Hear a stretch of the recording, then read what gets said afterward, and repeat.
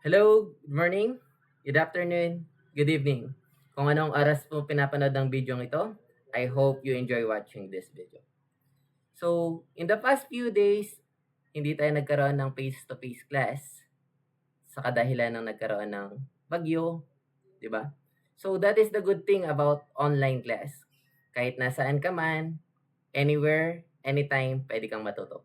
That's why I decided to make this video para magkaroon tayo ng online discussion. I-play mo lang to, and then gawin yung ating task. Tara, let's proceed. In our previous discussion, pinag-aralan natin yung parts and function of a computer. Yung hardware, software. At pinag-aralan na din natin kung ano yung mga hardware ng isang computer at kung ano yung mga parts ng isang computer. At sa mga lesson din natin, pinag-aralan natin yung parts of a keyboard. So, recall lang natin kung ano yung parts ng keyboard.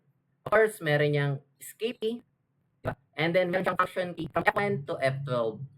Nandiyan yung kanyang mga function. Kapag isi-set up mo yung kanyang BIOS, ganyan, kung gusto yung format, yan using the function key.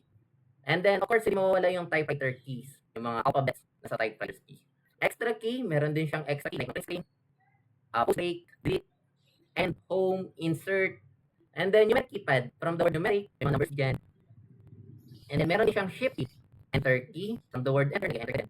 And then control, meron din siyang control key, alt key, shift key, and cursor key. Yung cursor key para yung similar sa function ng mouse. Pwede siyang in-X, reviews, or back. So, firstly, ang magiging focus ng discussion natin is proper finger placement on the keyboard. Paano nga ba i-place ang ating mga fingers in the keyboard? Paano yung proper? Madalas kasi mga ibang hindi sanay at hindi exposed sa paggamit ng computer. Kung nagtatype sila, tagi-isang finger sa isa, which is wrong. The correct way kung paano mag-type sa keyboard, dapat yung ating little finger, yung ating left letter finger ay na kay letter A, and then yung ating ring finger ay nasa letter S, and then yung middle finger natin ay nasa letter D, and then yung letter F, yung index finger natin ay nasa letter F. Yung right hand naman natin, yung index niya nasa letter J, yung middle finger nasa letter K, and then yung ring finger nasa letter L, and then yung ating little finger ay nasa letter P. And then yung thumb natin, ito yung ginamit natin for space bar. So that is the correct form or posture. Proper form pag nagta-type tayo. So, on our performance task, kailangan nyo memorize yung parts of keyboards, alphanumeric keys, proper finger placement. So, mag-focus lang tayo sa number 4, typing test. You have 1 minute to practice. Ito yung requirements natin. For easy task, you need to have 35 words per minute. WPM stands for word per minute. Sa medium test naman, kailangan natin ng 30 words per minute. So, bigyan yung link para kayo mag-practice. At dapat ma-meet na rin yung ating criteria, which is 35 words for easy test, 30 word for medium test naman. So, ito yung tips for using your keyboard CD. Place your keyboard at a level. Center your keyboard in front of you. If your keyboard has a numerical keypad, you can use the spacebar as the centering point. Type with your hand at least floating above the keyboard so that you can use your arm to reach for distance key instead of stretching your wrist. Avoid resting your palm or wrist on any types of surface while typing. Use a light touch and keep your wrist straight. When you're not typing, relax your arms and hand. Take a short break from computer use every 15 to 30 minutes. So those are the tips for using your keyboard CD. So for our performance test, you need to improve your typing test or typing skills. So punta kayo dito sa typingtest.com, sasend yung link later on, pwede mag-practice.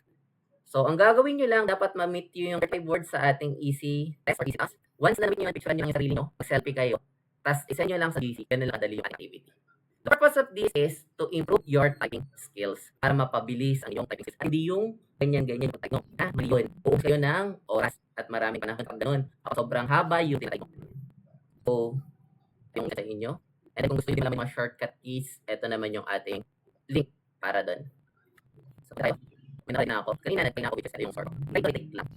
So, gagawin mo lang, bibigay ko yung website sa inyo o yung link, tapos copy, and then mo lang. Control C natin. Control C or copy. And then Control V para mag-isa. So, wait natin. Pala lang natin ng 1 minute and then easy na tayo. Easy text or easy text. Start text. So, maling sims. So, pwede mo nang kanyang yung keyboard. Pero dapat proper placement ang inyong mga kamay. People and smile despite never seeing anyone else smile or like this would smile and hear their honest voice of you ever notice precious. So, result mo lang. Tingnan natin. So, So, ito yung aking typing speed, which is ang net speed ko ay 46 words per minute. WPM stands for word per minute. Accuracy ko is 100%, 0. So, once na po yung criteria na kailangan natin, which is yung criteria for PC test,